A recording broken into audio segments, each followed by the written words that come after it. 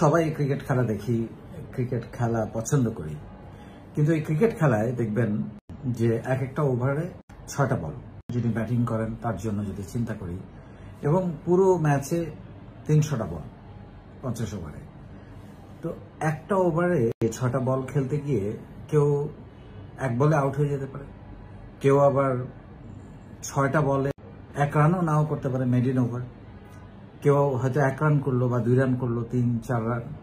কেউ হয়তো 4 মেরে 10 রান করে ফেললো, 6 মেরে 12 রান করে ফেললো, 24 রানও করে ফেলতে পারে একটা ওভারে, তাই না?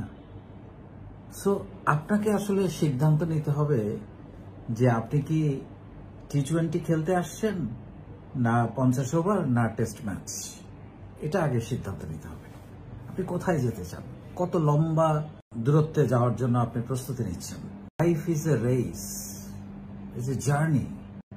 অল্প দৌড়ে দম ফেলে দেওয়ার এখানে কোনো সুযোগ নাই। এখানে লম্বা দৌড়ের জন্য আপনাকে প্রস্তুতি নিতে হবে, এবং এই দৌড় দিতে গিয়ে, এই জার্নি করতে গিয়ে আপনার যত পরিশ্রম, যত কষ্ট, যত আত্মত্যাগ, যত দক্ষতা শেখা, যত স্যাক্রিফাইস করা, সব করার জন্য আপনাকে প্রস্তুতি নিতে হবে। এটা সহজ কোনো রাস্তা নয়, এটা রুটিন কোনো রাস্তাও নয় যে সাধারণভাবে সবাই যা করছে আপনি সেটা করে ভালো কিছু করতে পারবেন। এখানে আপনাকে সাধারণের মাঝে অসাধারণ হবার একটা প্রচেষ্টা তৈরি করতে হবে, যাতে ফোকাস লাইটটা আপনার উপরে পড়ে।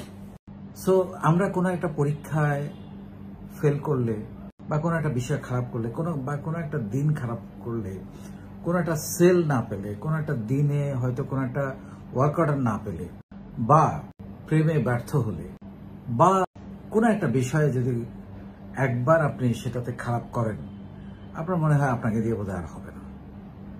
এটা তো 300 বল, একটা বল মিস হয়েছে। এটা 300টা এক্সাম, আমরা যদি ক্রিকেটের ভাষায় বলি।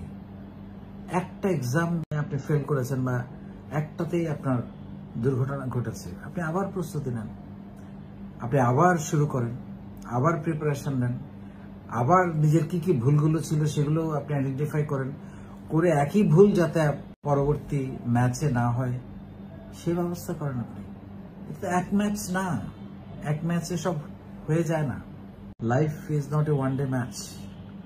এখানে প্রতিদিন আপনাকে খেলতে হবে, নামতে হবে, পরিশ্রান্ত হতে হবে, তালি পেতে হবে, গালিও পেতে হবে, সবকিছুর জন্য প্রস্তুতি নিতে হবে।